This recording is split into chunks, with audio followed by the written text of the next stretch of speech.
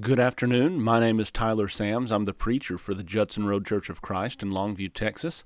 Thank you for joining me today as we continue a series of Bible studies we've been doing on Sunday nights. And since this week, many of us have either started back to school or will be starting back to school, I thought it might be an appropriate time to talk about some things that God says to us in His Word that might be appropriate for us as we begin back to a new school year, and especially as we begin back to a new school year in a manner that probably none of us were ever expecting, with all of the hardships that are going on in our nation and in the world. I thought it might be appropriate for us to look at 3 different chapters of the Bible that can help us be new people as we begin this new school year. And I might say off the bat, this study is really designed for parents. I hope that those of you who are parents who are watching will take what we cover in this video and will use it to have some conversations with your own children about how to behave and how to respond as we face this new year together. The first chapter I'd have us go to in our Bibles is in our Old Testament, and it's Genesis chapter 39. In Genesis chapter 39, we're given the story of Joseph. Joseph has now found himself in Egypt, and he is slowly but surely improving his circumstances in Egypt. In Genesis chapter 39 and verse 1, it says, "Now Joseph had been taken down to Egypt." And you remember how he got to this position. He had been sold off into captivity by his brothers after he told them of the dreams that he had had. They sold him off to slaveholders. These slaveholders eventually sold him off to folks in Egypt. And now in Genesis chapter 39, Joseph finds himself in the household of a man named Potiphar, who was an Egyptian officer of Pharaoh and the captain of the bodyguard. In verse 1 it says that he, that is Potiphar, bought him, Joseph, from the Ishmaelites who had taken him down there. The Lord was with Joseph, so he became a successful man, and he was in the house of his master the Egyptian. Now his master saw that the Lord was with him, and how the Lord caused all that he did to prosper in his hand. So Joseph found favor in his sight, and became his personal servant. And he made him overseer over his house, and all that he owned he put in his charge. And it came about that from the time he made him overseer in his house, and over all that he owned, the Lord blessed the Egyptian's house on account of Joseph. Thus the Lord's blessing was upon all that he owned in the house and in the field. So here is Joseph in Egypt. Here is Joseph advancing in his circumstances in Egypt. He is blessed by God. In spite of the difficult position he had been in, he has maintained his sight on God, and God is blessing him. But as we come over into verse 7, we find Joseph encountering a new kind of hardship that he had never experienced before, and a hardship that had nothing to do with misbehavior on his part. In chapter 39 and verse 7, we note at the end of verse 6 that Joseph was very handsome in his appearance, and in verse 7 it came about after these events that his master's wife, Potiphar's wife, looked with desire at Joseph, and she said, "Lie with me." But Joseph refused and said to his master's wife, "Behold, with me here, my master does not concern himself with anything in the house. He has put all that he owns in my charge. There is no one greater in this house than I, and he has withheld nothing from me except you, because you are his wife. How then could I do this great evil and sin against God?" As she spoke to Joseph day after day, he did not listen to her to lie beside her or to be with her. Now it happened one day that he went into the house to do his work, and none of the men of the household was there inside. She caught him by the garment, saying, "Lie with me." And he left his garment in her hand and fled and went outside. So not content anymore to just kind of verbally seduce Joseph, we would say Potiphar's wife makes a move on Joseph here. No one else is around, it's just him and her. By all means, Joseph could excuse his activity, perhaps even keep it hidden. But he refuses based on the principle that he revealed in verse 9. How could I do this great evil and sin against God? And so as she reached for Joseph, Joseph ran, leaving his garment in her hand. And in verse 13, when she saw that he had left his garment in her hand and had fled outside, she called to the men of her household and said to them, "See, he has brought in a Hebrew to us to make sport of us. He came in to me to lie with me, and I screamed, and when he heard that I raised my voice and screamed, he left his garment beside me and fled and went outside. And so she left his garment beside her until his master came home." Joseph has done nothing wrong here. But of course, Potiphar's wife is putting her own spin on the situation that is eventually going to see Joseph thrown into prison for doing the right thing. Now, there's much more to the story, and I'm sure you'll go on and read more about it if you haven't already. But I want you to think about what there is for us to learn from Joseph's experiences, especially in light of what we might face in a new school year. And there are 3 lessons I want us to pull out here. And the first one is this. Sometimes bad things happen to good people. This is something we struggle with as adults, and our kids can struggle with this as well. Why do bad things happen to good people? And the reality is, we live in a world that is broken by sin, that has sin effects everywhere. So we shouldn't be surprised when we see the effects of sin making itself known in our environment. And just because something bad might happen to us, and this in particular is the story of Joseph, just because something bad happens to us doesn't mean that we're bad people. And just because something bad happens doesn't mean that we have done something wrong. Joseph did absolutely nothing wrong in this story. Yet he suffers hardship, yet in spite of it all, even in the hardships that he's facing, who is still there with him? Well, look at the end of chapter 39 and verse 23. The chief jailer did not supervise anything under Joseph's charge, because the Lord was with him, even in prison, even in jail. Who's there with Joseph?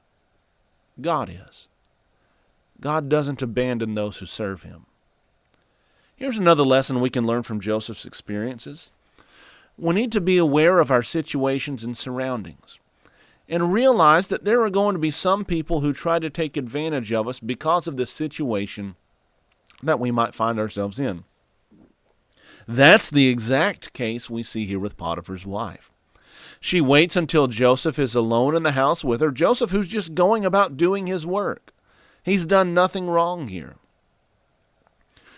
But perhaps it would be wise of us to maintain situational awareness, to understand what's going on around us, to look at the people that might be around us, to look at the circumstances that are around us, and to use those circumstances and people and situations to make better decisions.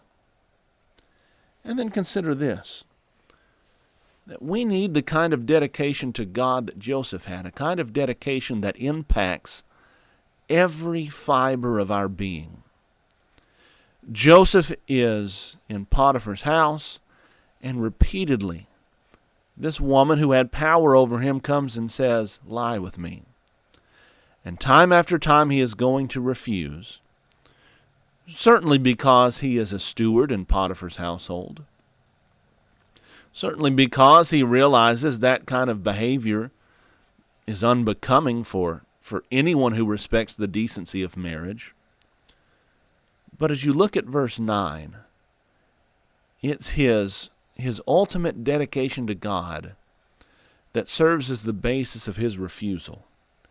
How then could I do this great evil and sin against God? That's the kind of dedication you and I need to have towards God, where God becomes the primary source of our decision making. I want you to think about another chapter in the Old Testament with me. I want you to come over with me to the book of Daniel, and let's look at Daniel chapter 1. Daniel chapter 1. Here again we encounter another young person, or rather we encounter a group of young people here in the book of Daniel.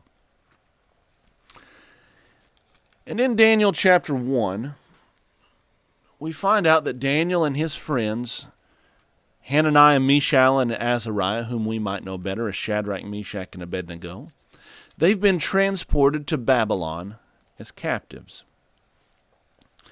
In chapter 1 and in verse 1, in the 3rd year of the reign of Jehoiakim, king of Judah, Nebuchadnezzar, king of Babylon, came to Jerusalem and besieged it. The Lord gave Jehoiakim, king of Judah, into his hand, along with some of the vessels of the house of God. You can read about this in 2 Kings chapter 24 and verse 1, and 2 Chronicles chapter 36 and verse 5. And Nebuchadnezzar brought them to the land of Shinar, that's going to be Babylon, to the house of his God, and he brought the vessels into the treasury of his God. Now notice verse 3. The king ordered Ashpenaz, the chief of his officials, or the chief of his eunuchs, to bring in some of the sons of Israel, including some of the royal family and of the nobles, verse 4, youths, in whom was no defect, who were good-looking, showing in intelligence in every branch of wisdom. So we find out this is going to be Daniel, Hananiah, Mishael, and Azariah. That's verse 6. And in verse 7 we find out every one of them is assigned a new name. It's as though the Babylonians are trying to fundamentally redefine who these people are at just a very basic level.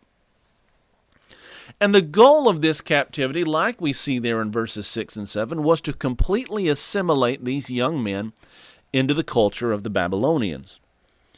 At the end of verse 4, Nebuchadnezzar and Ashpenaz ordered for the eunuchs, or these young men who probably were made eunuchs as they came into Babylon, they were ordered to be taught in the literature and the language of the Chaldeans.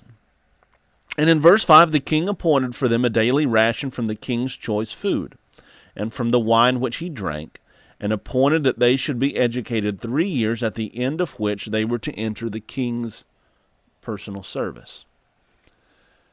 And so we're going to redefine what they know. We're going to change their diet, to try to change their behavior, to try to change their physical composition. That's them being made eunuchs. And then we're going to try to change their identity.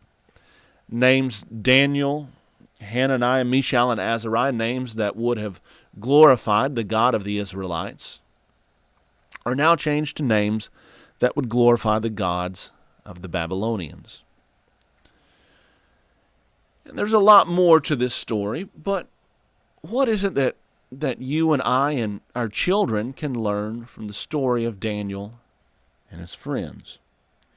I think one great lesson that we find here is that it's a lot easier to stand for what's right when you're standing with others. We read about Daniel and Hananiah and Mishael and Azariah together here and seemingly making these decisions together. We see them sticking together through chapter 2. In chapter 3, we begin to see perhaps them being broken up a little bit, not because of anything bad that they've done or not because they've fallen out of favor with each other, but because Daniel seems to have been promoted even higher within the ranks of the nation of Babylon. But in chapter 3, as we move on to the story of the fiery furnace, you again have people standing together for what's right. Shadrach, Meshach, and Abednego. We see this playing out practically in the New Testament when Jesus sends out the 70, 2 by 2, when he calls 12 men to be his followers and to carry on his message when he's gone. We see Paul making his missionary journeys with folks traveling with him and helping him and aiding him in his teaching. It's a lot easier to stand for what's right when you're standing with others. And so we need to emphasize to our children the need and the wisdom in making friends with people who will encourage godliness within them, people who will draw them closer to God and closer to what is right. As you look at chapter 1 and verse 8 in the book of Daniel, we learn that there are some things about which followers of God cannot compromise. There are moments and times where we ought to be willing to compromise with those who are around us, but then there are times when we're called upon to compromise about things that God says we can't compromise. You look at what would have been involved in the spread that Nebuchadnezzar set before these young men. Most likely it would have been food that to an Israelite was considered unclean. Maybe shellfish, maybe pork, something like that. And of course, if they were going to maintain their faithfulness to God, that's something they would have to forego. But here we are when push comes to shove. Here we are in the moment. Here is Daniel and Shadrach and Meshach and Abednego, who were maybe 16 years old. It'd be really easy to choose, well, in this moment, no one else is around. It's just my friends here with me. What difference is it going to make? But look at Daniel's words in verse 8. Daniel made up his mind that he would not defile himself with the king's choice food or with the wine which he drank. So he sought permission from the commander of the officials that he might not defile himself. Why did Daniel make the stand that he made here? He realizes this is something he cannot compromise about. He realizes God's will has been laid down very clearly. So what empowered Daniel to make this decision? Part of it is probably due to the teaching of his parents while he was back in Israel. Parents who most likely would have taught him, and the parents of Shadrach, Meshach, and Abednego who would have taught them the importance of serving God, the importance of being dedicated to Him, who would have instilled within their children what Moses taught long ago in Deuteronomy chapter 6, that you find and make time to instruct your children about God. And so what prompted Daniel to make the choice that he did here? Did you see what was said there in verse 8? Daniel purposed in his heart. One of the great keys to maintaining our faithfulness towards God is to make up our minds that we're going to do that before we ever get in the situation. And so here is Daniel, who has made the decision that he's going to serve God, come what may. And so when the food that would have been sinful is set before him, he's made up his mind and purposed in his heart he's not going to eat it, that he's going to eat something else. And indeed, you read the rest of the chapter, they are given alternate food, and Daniel and his friends turn out better than all of the others. It's another sign that God will be with those who focus on Him. That's not to say that because we choose to focus on God that hardship will never come. We're going to see Daniel and Hananiah and Mishael and Azariah facing hardship in chapter 2. We're going to see Hananiah, Mishael, and Azariah facing hardship in chapter 3. We're going to see Daniel facing hardship in chapter 6. Just because we choose to serve God and serve God faithfully doesn't mean that hardship just goes away, but it does mean that God is with us, that He supports us and strengthens us. It does mean that we have hope and that we have peace. Let's look at one other chapter. Come with me in the New Testament this time to Luke chapter 10. Luke chapter 10. And we have the story that Jesus gives here of the Good Samaritan. Jesus has posed a question here in Luke chapter 10 that seems to have been dishonest. A lawyer stood up and put Jesus to the test and said, "Teacher, what shall I do to inherit eternal life?" And Jesus answers the question. He turns it back to the man and says, well, what is written in the law? What is your reading of it? Sometimes that's the best way to deal with dishonest questions, is to turn it back to the person and say, that's actually a pretty good question. What do you think about it? And in verse 27, the man responded to Jesus and said, "You shall love the Lord your God with all your heart, with all your soul, with all your strength, and with all your mind, and you shall love your neighbor as yourself." Jesus said to the man, "You have answered correctly. Do this and you will live." But the man, wishing to justify himself, said to Jesus, "And who is my neighbor?" Unless there was any confusion about the identity of our neighbors, Jesus proceeded to make his message clear by giving a parable here, the parable of the Good Samaritan. And you can read the parable on your own, beginning at chapter 10 and verse 30. But it ends with Jesus turning to the man and saying, "Now which of these three do you think proved to be a neighbor to him who fell among the thieves?" And the man answered, "The one who showed mercy to him." And then Jesus said to the man, "Go and do likewise." What is it that we can take away from Jesus' parable of the Good Samaritan? Well, we learn that serving God involves intensely practical actions, right? Serving God isn't simply about going to church. Serving God isn't simply about singing songs and listening to sermons and saying prayers. Serving God involves intensely practical actions, and that's what Jesus is saying in chapter 10 and verse 37. You want to be my servant? You want to follow me? What do you have to do? You have to help others. You have to be a good neighbor.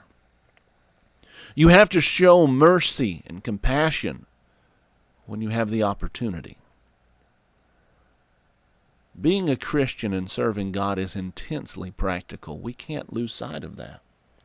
But sometimes we do lose sight of that because we become so busy, but that's one of the great messages of this parable. Don't become so busy that you fail to see the moments when you can help others.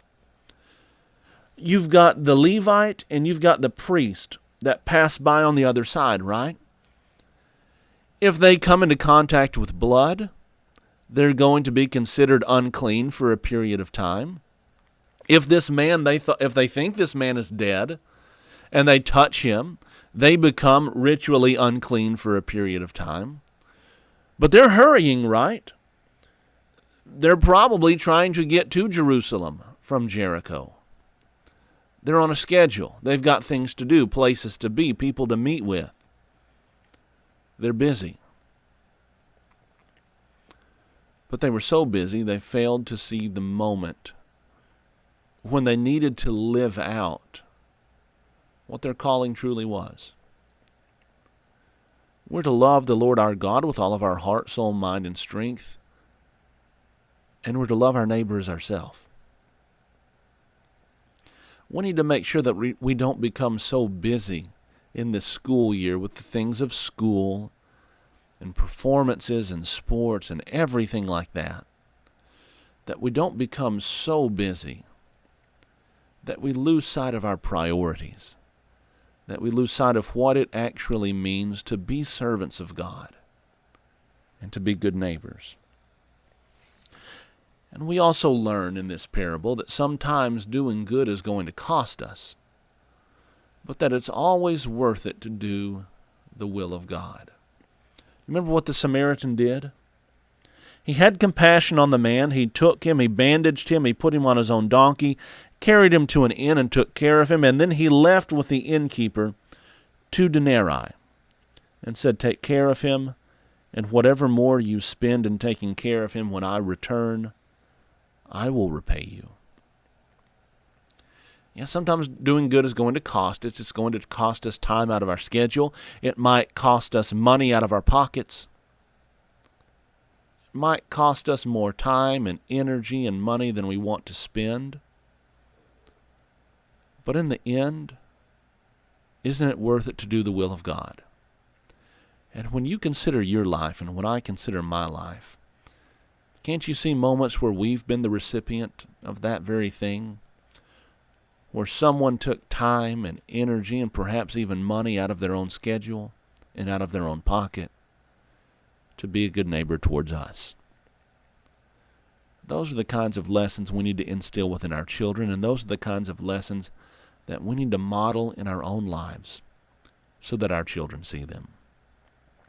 This school year is going to be different. Hopefully, as we get a few months in, things will start to return to a normal that we're familiar with, but this is the new normal right now. But even in the midst of all of this, we can still be servants of God. We can still shine a light that points people to God and towards His Son. And if we listen to God and we listen to His Word and we take His Word and make it a part of our lives, we'll do just that. And we'll be just exactly what God wants us to be. Thanks for joining with me today. I hope you have a fantastic day, and good luck in this new year.